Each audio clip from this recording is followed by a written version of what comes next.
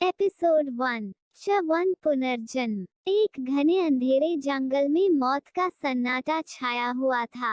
हर तरफ अलग अलग तरह की आवाज आ रही थी जो कि उसे माहौल को और भी ज्यादा खतरनाक और भयावह बना रही थी। इस जंगल के बीचों बीच एक खंडहर था। उसी खंडहर में एक लड़की को जंजीरों से बांध कर रखा हुआ था। वो लड़की बहुत ही ज्यादा दयनीय हालत में दिखाई दे रही थी। ऐसा लग रहा था जैसे हर रोज उसे लड़की के ऊपर बहुत जुल्म किया जा रहा हो।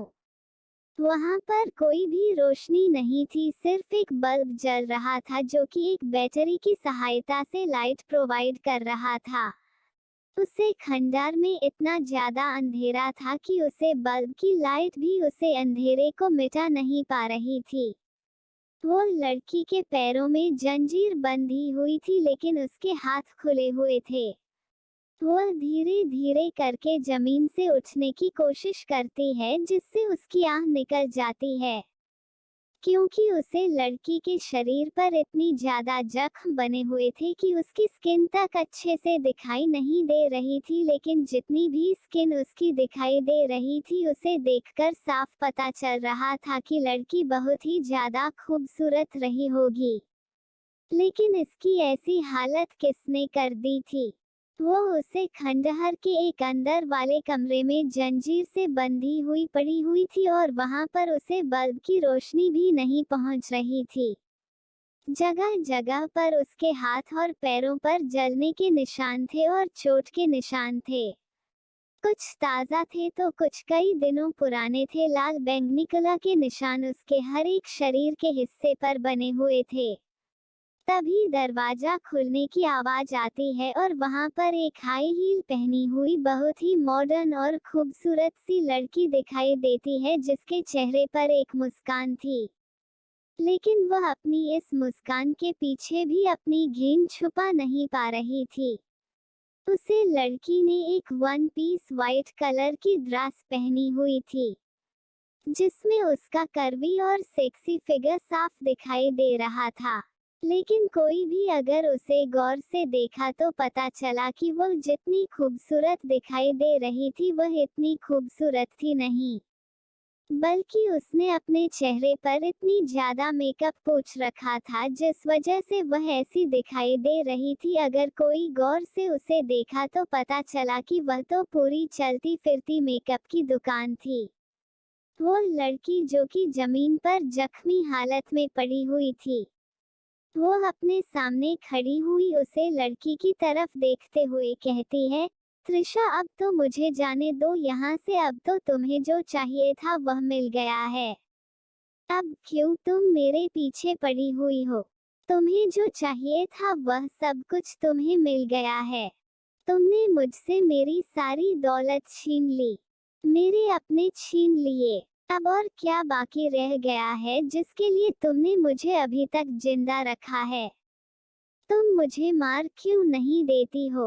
2 सालों से तुमने मुझे यहाँ पर इस नरक की जिंदगी जीने के लिए बेबस किया है। प्लीज मुझे मार दो, मैं नहीं जीना चाहती हूँ इस जिंदगी को। मुझे तो समझ में नहीं आ रहा है कि मैं तो तुम्हें अपनी सबसे अच्छी दोस्त मानती थी। दोस्त क्या, मैं तो तुम्हें अपनी सगी बहन से भी बढ़कर मानती थी। तो फिर तुमने मेरे साथ ऐसा क्यों किया? मैं तुम्हारे लिए क्या नहीं किया और बदले में तुमने मेरे साथ क्या किया है? वो लड़की जो कि यहाँ पर आई थी वो कोई और नहीं बल्कि त्रिशा मलिक थी जो कि सामने पड़ी हुई धनिया लड़की की कभी बेस्ट फ्रेंड हुआ करती थी। त्रिशा गुस्से और जलन से उसकी तरफ देखते हुए कहती है, क्या किया है तुमने मेरे साथ? मुझे वह चीज छीनी है तुमने जो कि मुझे चाहिए थी। बचपन से लेकर आज तक मुझे जो चीज पसंद आई है वह हर चीज तुम्हें मिली है। जब स्कूल में हुआ करते थे तो हर एक टीचर की तुम फेवरेट थी। जितने भी लड़के मुझे पसंद थे वह सब तुम्हें पसंद करते थे। लेकिन मैं कुछ कर नहीं सकती थी क्योंकि आखिर तुम इतनी अमीर जो थी और मैं एक गरीब घर की लड़की क्या ही कर सकती थी।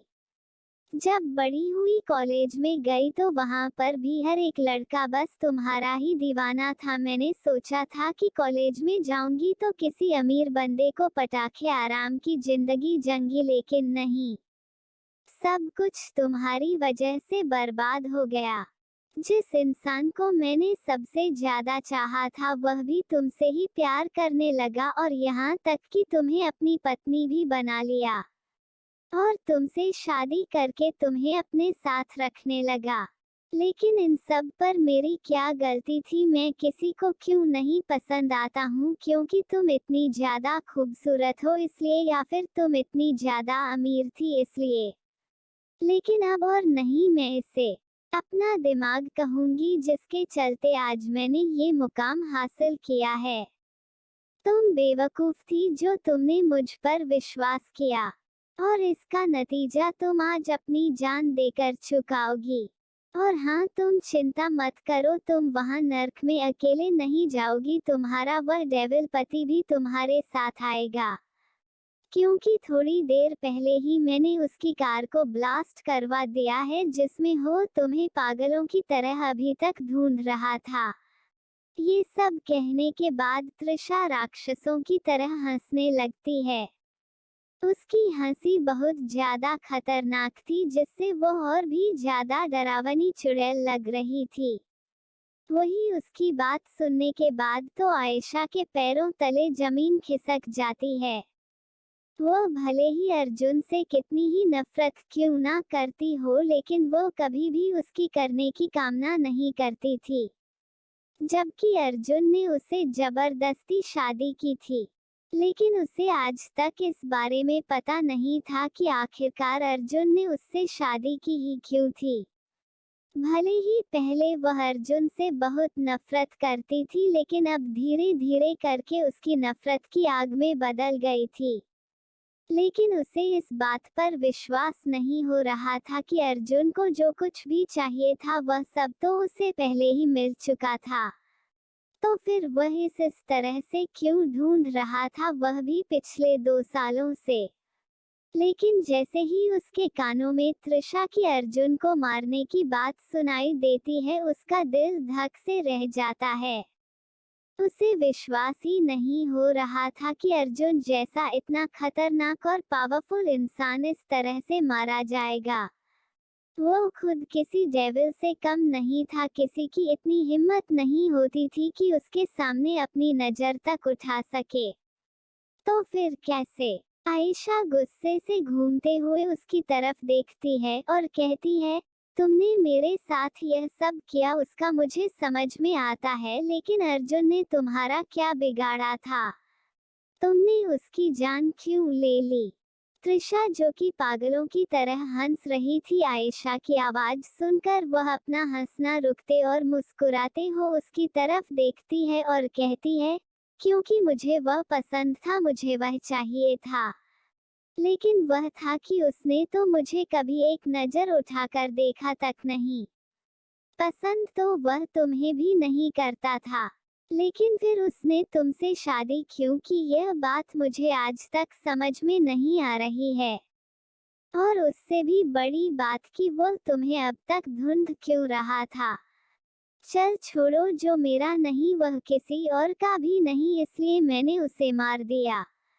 और अब तुम चिंता मत करो, थोड़ी ही देर में तुम भी उसी के पास जाने वाली हो।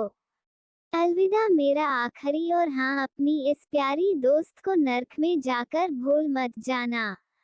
ये कहने के बाद तृषा अपने साथ लाई हुई एक बोतल लेती है और उसे लेकर आयशा की तरफ बढ़ने लगती है। आयशा जब ये देखी है तो वो कोई भी ज्यादा खास रिएक्ट नहीं करती है, हालांकि उसे पता चल गया था कि उसे बोतल में क्या है, लेकिन फिर भी उसके चेहरे पर कोई भी डर या घबराहट के भाव नहीं थे। उसकी आंखों में कुछ दिख रहा था, तो वह था बदला गुस्सा और अपने अर्जुन के लिए प्यार जिसे वह जीते जी कभी भी उसको बयान नहीं कर पाई, और अपने दुश्मनों पर अंधा विश्वास करने का दुख और एक बदले की आस। आयशा अपनी आंखें बंद कर लेती है और अपने मन ही मन भगवान से कहती है, भगवान, आज तक मैं आपसे कोई शिकायत नहीं की है। जो भी आपने मेरी जिंदगी में दिया है, जो कुछ भी आपने मुझे मेरी जिंदगी से जीना है, मैंने कभी इस बारे में आपसे कोई भी शिकायत नहीं की है। लेकिन आज मैं बस आपसे एक ही बात कहना चाहती हूँ। प्लीज मुझे एक मौका दीजिए अपनी गलतियों को सुधारने का, अपने प्यार को वापस पाने का, अपने दुश्मनों के उनके अंजाम तक पहुंचाने का। ऐसा ये सब अपने मन में भगवान से प्रार्थना कर ही रहे थे कि तभी अचानक से उसके सर के ऊपर कुछ गिरने लगता है। थोड़ी देर तक तो उसे कुछ भी महसूस नहीं होता है, लेकिन उसके बाद उसे बहुत ही असहनीय दर्द होने लगता है, क्योंकि जो तृषा उसके ऊपर डाल रही थी वो कोई पानी या पेट्रोल नहीं था, बल्कि तेजाब था, जो उसके सर से होते हुए उसके पूरे शरीर पर आ रहा था और उसके पूरे शरीर को बहुत ही बुरी तरह से झुलस रहा था। तृषा चाहती तो उसे जलाकर या फिर उसे गोली मारकर भी मार सकती थी, लेकिन वह आयशा की खूबसूरती से बहुत ज्यादा नफरत करती थी और वह उसकी इस खूबसूरती को छीन लेना चाहती थी। इसलिए उसे करने का उसने ये रास्ता अपनाया था। आयशा की दर्दनाक चीखें और भी ज्यादा तेज हो जाती है और पूरे इलाके को डरा कर रख देती है। अगर कोई इंसान इन चीजों को सुन लेता तो उसकी रूह अंदर तक कम जाती, लेकिन इन चीजों का तृषा पर कोई भी असर नहीं पड़ रहा था, बल्कि वह ये सब देखकर बहुत ज्यादा खुश हो रही थी। आखिरकार उसने वह जो कर लिया था जो वह चाहती थी। अब ऐसा की सारी प्रॉपर्टी उसकी थी जिसके लिए उसने बचपन से मेहनत की थी। आयशा की तड़प, उसकी चीज, उसका दर्द भगवान को भी रुलाने के लिए काफी था। आकाश में एक जोर की बिजली कड़कती है और बारिश होना शुरू हो जाती है, जिसकी बारिश की बूंदें आयशा और तृषा पर पड़ रही थी। रात एकदम काली गहरी थी। जब तृषा को ये पूरी तरह से यकीन हो जाता है कि आयशा अब इस दुनिया में नहीं रही है, तब जाकर वह वहां से निकल जाती है। वही खंडहर के उसे कमरे में आयशा की लाश वैसे ही पड़ी हुई थी और उसके ऊपर पानी की इक्का दुक्का बूंदें गिर रही थी। एक चीख के साथ आयशा की आंख खुलती है, लेकिन वह कुछ सोचती या कुछ समझ पाती उससे पहले ही उसके होठों पर किसी के सख्त होंठ महसूस होते हैं और उसके लोअर पार्ट में बहुत ही असहनीय दर्द होता है। उसकी आंखें हैरानी से बड़ी बड़ी हो जाती है। उसे समझ में नहीं आ रहा था कि उसके साथ हो क्या रहा था। क्या उसने सपना देखा था? लेकिन वह सपना कैसे हो सकता था? पिछले 2 सालों से वह ये यात्राएं सह रही थी और अभी थोड़ी देर पहले ही तेजाब से जलकर उसकी मौत हुई थी, जिसका दर्द वह अभी तक महसूस कर रही थी। ये सब सोच सोचकर उसका सर फटा जा रहा था और उसके साथ साथ उसे और भी ज्यादा दर्द होने लगता है। वह अपनी आंखें खोलकर एक बार फिर से देखती है तो उसे एक बेहद ही खूबसूरत चेहरा अपने चेहरे के सामने दिखाई देता है, जिसे देखने के बाद तो उसे विश्वास ही नहीं हो रहा था कि ऐसा कैसे हो सकता है, क्योंकि इस दर्द को ऐसा पहले भी महसूस कर चुकी थी और इस जगह को भी वह बहुत अच्छे से जानती थी। और यह चेहरा, वह अगर मर भी रही होती तब भी वह इस चेहरे को भूल नहीं सकती थी।